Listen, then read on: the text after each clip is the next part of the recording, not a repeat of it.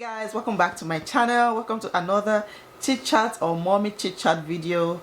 I enjoy making videos like this because I feel like you guys can easily relate to me, especially if you are a TTC mom. You know, I feel like we just have this connection here. So today we are going to be talking about some of the things that could cause a delay in trying to conceive. And I'm not talking about any kind of fertility issues because I'm not an expert in that area, but you know, just some random things that we do as women that could cause a delay. So if we can fix all of these things, then the chances of conceiving, you know, increases or becomes faster. So yeah, that's the conversation I want to have with you guys today, and I hope you guys find this video helpful. Yeah, if you're new to my channel, you're very welcome here. My name is Nosa. I make motherhood and lifestyle videos. We talk about fertility, women's health, yeah, all of that good stuff. So if you love contents like this, then please feel free to subscribe and stick around. I hope you love it here, you love my content. All right guys, let's go. Okay, so we are talking about why you are not getting pregnant even though you are trying and trying and trying. What could be causing this delay? And the first reason I have written here is maybe, or it could be an undiagnosed fertility issue. And what I mean by that is according to science, a healthy couple who has no fertility issue can try for 6 to 12 months before conceiving. So sometimes pregnancy is not instantaneous. You can try for 6 months or 12 months and, you know, just not get pregnant. But that's for a couple who is very healthy. So if you have been trying for over a year or 2 years, 3 years and whatever, and you are still not pregnant, then there could be an underlying fertility issue or medical condition that needs to be seen by a professional. And what I mean by that again is an extensive evaluation has to be done on your body. So it's not enough to just go and say, I'm trying to get pregnant and nothing is happening, and they're like, okay, take some folic acid and, you know, just take that and you see what happens. What I mean is an extensive examination has to be done on you, and this could include x-rays or scans, just anything of that sort. So you actually need to go back again, book multiple appointments to be checked through, just to make sure there's nothing really happening. So I will give you an example of a friend of mine that had she had fibroid, but this time she was not trying to conceive.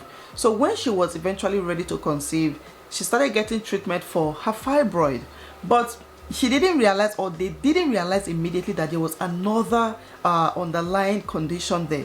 So after trying for over a year and nothing happened, this time she decided to go to the next level. And by this I mean she started going for x-rays and scans, and that was how they were able to see that there was a cyst somewhere inside her body. She had to go through a medical surgery, you know, surgical procedure to remove that before she eventually conceived. Now I'm not saying go and do a surgery or go, but what I mean is you want to get an extensive evaluation and examination of your body, your internal organs, your reproductive organs, to be sure that there's nothing there causing you or stopping you from getting pregnant. Okay, so that's the first one, an underlying medical and undiagnosed medical condition that has not been spotted. Number two, and this one is very, very common from where I come from, it is self-diagnosing yourself and avoiding medical experts.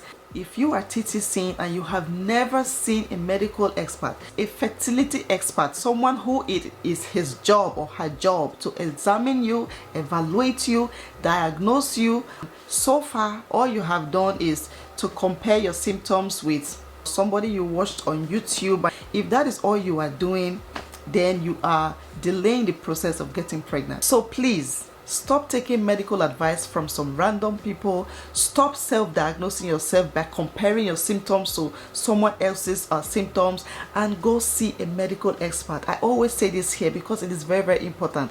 Go see a medical expert to diagnose you and give you treatment for whatever the diagnosis are or is. Number two, not involving your partner.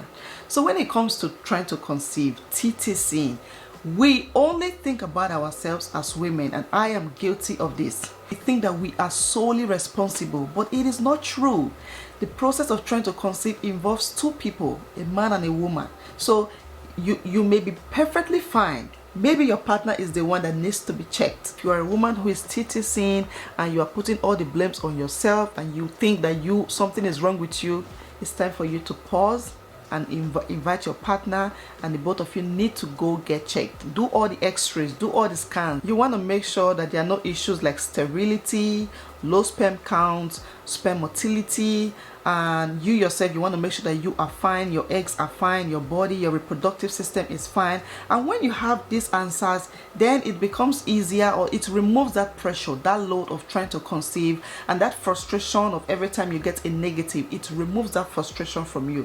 So the next time you're going for your next appointment, take your hubby along. He needs to see a doctor as well, okay? The next one is trying to conceive at the wrong time. Yes, there's a right time to try to conceive, and there is a wrong time. Every woman has a 6-day window, which is called the fertile window. Okay, now the best chance to conceive is to try during this window, during your fertile window, your fertile week. After your period has come and gone, then your ovulation comes. That is the week you should be trying to conceive. If you do not know your ovulation day, then use all of those days, okay? Every other day. You can start on Monday, skip Tuesday, continue Wednesday, skip Thursday, continue Friday. That is your best chance of conceiving. So you don't just try to conceive. Today I feel like I'm in the mood, I just want to I want to do the deed, and you go do it, and you are not even close to being ovulating.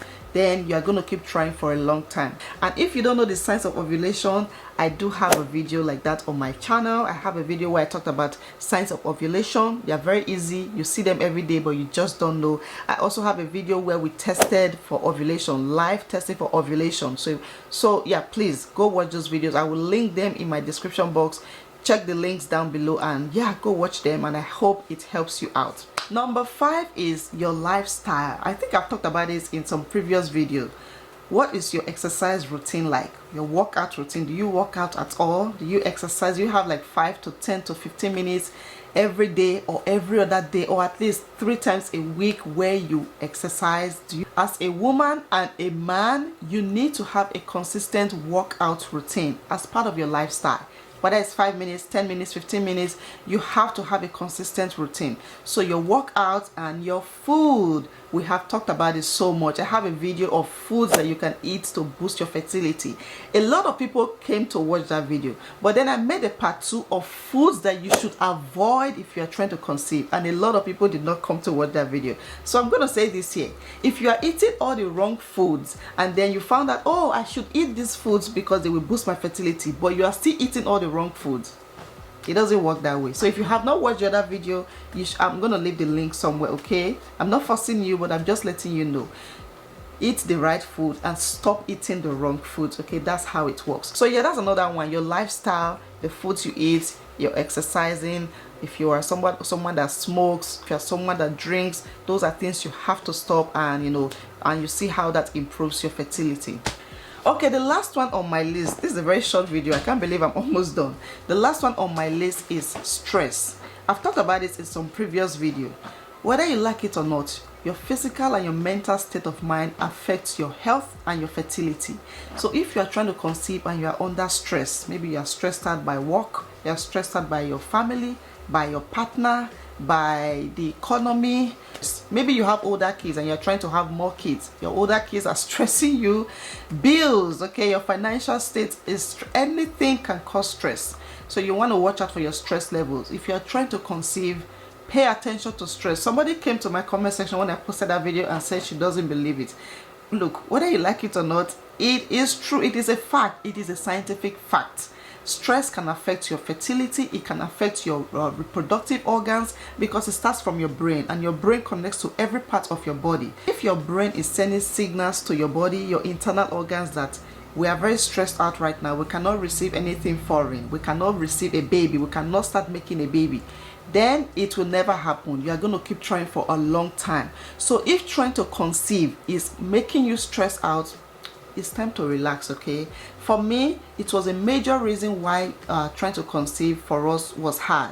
I was very stressed out about other things going on in my life, you know, family, and of course trying to conceive itself was also stressing me out. Okay, so but by the time I was like, okay, I'm tired, I can't do this anymore. I don't want to think about it anymore. I don't want to think about getting pregnant. If it happens, fine. If it doesn't happen, fine. But when I got to that point in my TTC journey, that was when I conceived. So watch out for your stress level, because it affects your health and your fertility a lot. Okay, so I am sure that there are many other reasons, like scientific reasons, medical reasons, why some women find it difficult to conceive, or why a couple can have this delay in, you know, their TTC journey. But these are the ones that I have experienced. These are the ones that I feel very comfortable to share with you guys. So yeah, I hope you guys found this video helpful. I have a lot of videos about, you know, fertility foods, foods to eat and foods not to eat, and, you know, other topics where we have talked about fertility and women's health. I will link them down in my description box.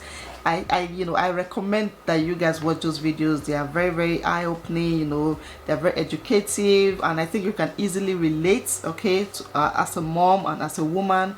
So yeah, please go watch those videos, and yeah, hopefully they help you in your TTC journey.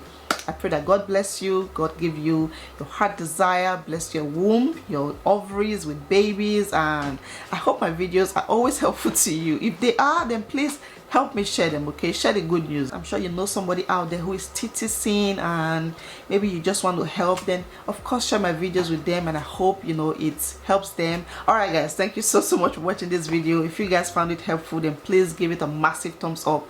Drop a comment down below, let me know what you think, okay? Subscribe to my channel if you haven't already. I would really appreciate that. And yeah, I'll see you all in my next one. Bye.